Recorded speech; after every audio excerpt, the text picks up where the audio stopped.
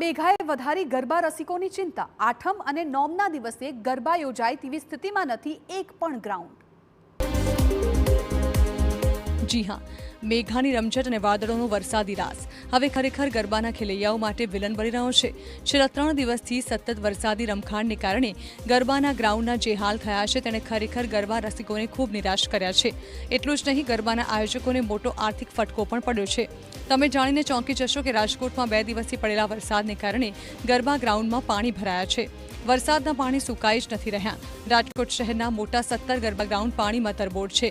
ગરબાના ગ્રાઉન્ડમાં પાણી અને કાદવનું સામ્રાજ્ય છે, તો રાજકોટના ડીએચ ગ્રાઉન્ડમાં પણ પાણી ભરાતા આયોજકો મુશ્કેલીમાં છે।